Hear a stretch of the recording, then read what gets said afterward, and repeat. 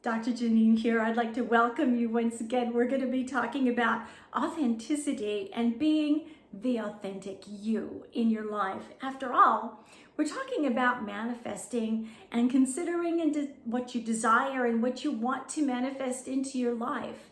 And here's my thought process on that. How in the world can you ever tell what you want if you're not being authentic with yourself, with your life, with everything around you? And I want to just tell you a story about myself. And I've kind of touched a little bit upon this in my blog and maybe a little bit here or there in some videos, but I want to really put the story here because it really makes sense. It really kind of made me think about authenticity and who I really am. And it was a time of discovery. And I'll just kind of go back just a step and say that I was born and raised in California. I lived there all of my entire life. I raised my children there. I had relationships there. I had my family there. Everything was there. And when you're raised and you're born and you stay in one particular place, not that I didn't travel here or there, but that was my roots, my hometown, my home area. It was everything. I was so familiar with everything there. Everyone was familiar with me. And when you do that, you feel like you just can't live anywhere else. You feel like there just isn't anything else. Although you know there is, but you don't really have the experience of what it's like to be outside of that.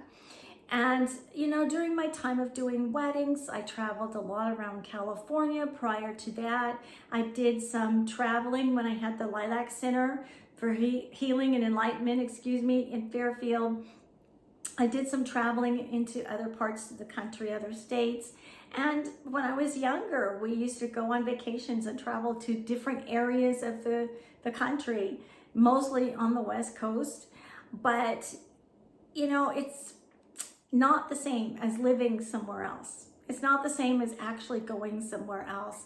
And I came to a point where I felt like everything was leaving me, that I was losing everything, just a little at a time, losing everything. One thing would go, the other thing would go. It's like, oh my goodness, I have to liquidate this and that. I went through a process of, if I wasn't willing to let it go, it was like being ripped from my life. And that went anywhere from things I created, my business, my church, prior to that, people that I associated with, family members, it went on and on, relationships, things were being torn from my life. And I got to a point where I had to give up a lot of things. Material things, emotionally attached things, like what I emotionally attached to other people. And there's something that I had to really sit with, and I didn't do this until I made one particular move. It got to the point where I was down to my last breath and my last idea. I was working my brains out. I was trying to survive. No matter what I did, it seemed like something happened to just come and counteract any of my efforts. Nothing worked. Nothing worked. I got to a point of despair. I was depressed. I was upset. I felt like no one cared about me. All of these things were happening. I didn't even know if I cared about myself anymore. That's how hard it was.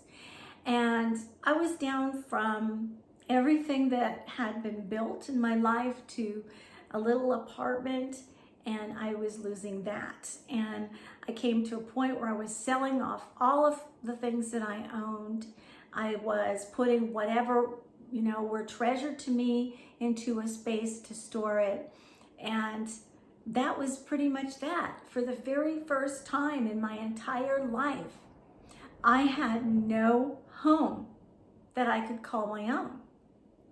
And over the time and period of life, I can remember so many times that I've moved, and I think that I counted it at one point, and I think it's up into the 30s, probably 32 or 34 maybe times that I've moved in my lifetime. That's a lot. No, I wasn't in the military. No, I just moved.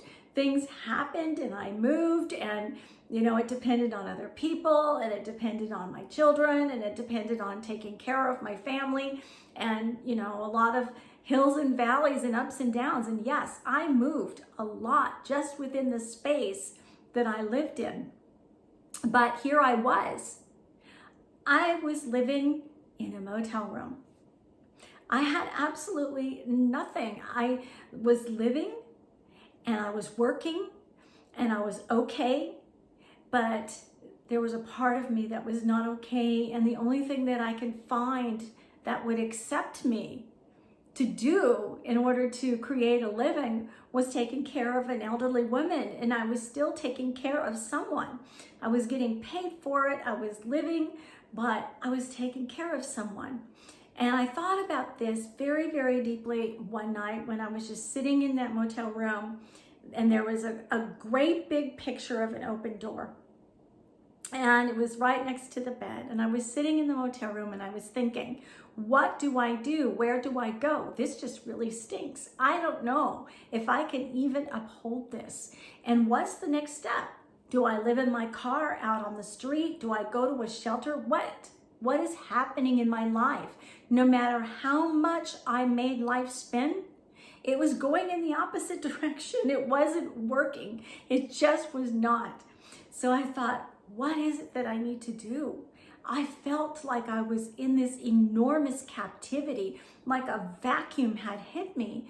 And I sat and I just really considered, what is going on? What have I done in my life? I kind of looked back, because I think about reaping and sowing and karma and all of those things. I meditate and I consider. And so there I was considering. And what came to me is my entire life, I always was expected to, or desired to, or was taking care of other people.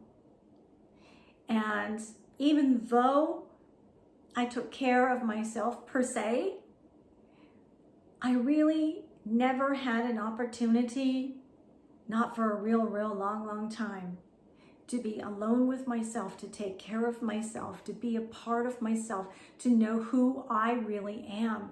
And, you could always tell when you don't know who you are or what you're meant for when people ask you, oh, so what do you do? Because you're introducing yourself to someone new, or, out in the community. What do you do? That's usually the very first thing that people want to ask you. And I always identified myself according to a human doing. That's what I want to come out of. That's what I want to come out of my mouth. I identified myself as a human doing, not a human being. So it's like with a lot of us, with most of us, we identify ourselves according to what we do, who we take care of. I'm a mother. Yes, that's true. I am a this, or I am a that. This is what I do for a living. But I never really considered who I am within myself. What do I do to live? How do I really live? Aside from money, aside from working situations, and I played many roles. I went to school for many years. You can tell by my website or some of my information, I have many degrees, and I have a lot of knowledge and education, and I like to think I have a lot of wisdom. But I really didn't know what I did to live. All I knew was taking care of others and making a living. And sometimes I made a living by taking care of others, whether it was physically, mentally, emotionally, spiritually. I was always taking care of others. And what was happening is my jar was being emptied out. My life was being emptied out. My vessel was being emptied out. And I was becoming more and more distraught about my life. And so just like a vacuum that the universe is, things were just being sucked out of me. It's like nothing is left.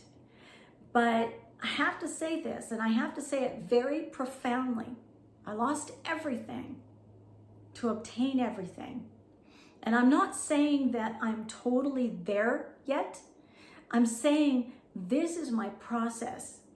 What ended up happening is the only door that was open was to move to Texas from California. I considered it several times. It was a definite no. I wasn't going to leave my family. I wasn't going to leave the life that I knew. But what was it? I sat down and looked around and I thought everyone else's life has gone on. What was my true reason for being there? Except that that was all I knew. And one day I woke up and it just hit me. Take the open door. Take the only open door that there is. And blindly, I had a place to go, but I didn't know what I was going to do the next day after I arrived there. I had no clue as to what my life was going to be like. And I had to trust, not just in God and, my creator, the universe, however my life is going to be. I was actually questioning, are you there? Are you in here? Are you supporting me? Are you listening to me? Do you hear my tears? Do you hear my cries? The powers that be around me, are you listening? And the only one that I needed to listen to was myself and God who lives in me, and just sit and settle with that. And I made the decision to pack whatever I had left, and trust me, believe me, it was my clothes and my cat. That was it. That was just it. And just some personal items that I take care of myself with. I had very few things that I really took with me. I had a car that was packed with all of those things. And I thank God that I had that. And I had to borrow money prior to that for the tires for the car, which I eventually paid back later because they were just about going bald. I had to not let go of that. It was all I had left. I was like, where was I going to live? So one day it was literally pouring down rain. I had said my goodbyes. Everyone thought I was nuts. I don't know what they thought. I think they thought that this is not going to happen. You'll be back in a day or whatever they thought. But I thought, I'm going to do this. So I got a crate for my cat, a carrier that I had, and I made sure she had everything down inside of the crate. And she was strapped into the seat next to me. She could see all around her, but I wanted to make sure she was comfortable. And she tended to get sick. She was an older cat, so I had to have provisions, bags and things to clean up with and all of that. So I made sure I was really prepared for this. It wasn't just a fly-by-night whim, but it was very spontaneous. And all of the funds that I needed to do this came in for me.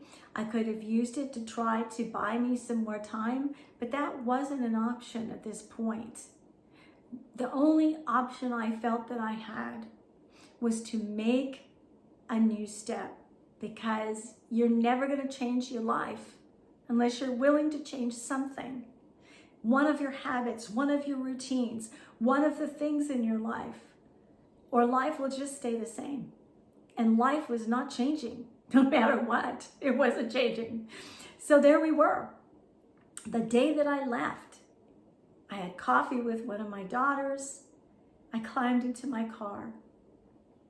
I picked up my cat, the rest of my things, and I got in my car and started on a very narrow highway that led to the interstate. And there was a lot of that highway. It was very winding and bending and all of that. But there I was. It was pouring down rain. My cat was sick. She got sick.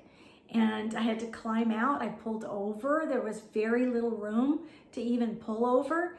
I was drenched to the bone. I pulled out the passenger side. I pulled her out. I cleaned everything up. I was stuffing things in bags. I was cleaning up my cat's area. And, she not only got sick, but it came out both sides. and I was absolutely soaked, just absolutely soaked. And this was 10 minutes into the voyage, 10 minutes into the journey, okay? And I thought, oh Lord, is this what I have to look forward to? Really? Is it what I have to look forward to? So I got back in my car and I started back on the road, and I thought, whoa, this is just really bad. I've got a bag full of stuff that I just used to clean up my cat. I've got to stop at a gas station. So I had to travel most of that highway, which is Highway 12, going through California, weaving through Northern California to the interstate. And I had to travel most of it with what I cleaned up in a bag. So I eventually stopped at a gas station and emptied that out. But there I was. I thought, oh wow, what am I doing? What am I doing? Well, I'm not really easy, and I kind of had to discover this. I'm not really easy at driving long distances for long periods of time, and my cat certainly wasn't. So I ended up from Vacaville, where I live, to Bakersfield, which is about a 5 to 5.5 hour drive. And I checked into a motel, and I thought, this is as far as I could go. It was still pouring down rain. I was still in California. This is as far as I could go. I unpacked everything after I checked in, left some things in my car, but what I needed. And my cat was happy. She was on the bed and doing her thing. And the first thing I wanted to do was, of course, go clean up. I went into the bathroom, had to do all of those things. And I was in the bathroom and I looked down. And I kid you not, there was broken up tile in the bathroom, or linoleum, basically. This was not a new hotel, but the linoleum was kind of torn apart. And I looked down, and the first thing I saw was the state of Texas carved out in that linoleum. Is that amazing? And I looked at that, and I took a picture of it, and I looked at it again, and I was like, seriously? This is the first time I really, really, truly received a sign that I was on the right road. Seriously. And I thought, okay, let's get undressed, let's get comfortable, let's eat, let's focus, and let's chart our destination tomorrow, wherever that might bring us. Now I'm going to just pause so you can see my carving out of the state of Texas. I'm going to enter this into the video, and then I'm going to continue.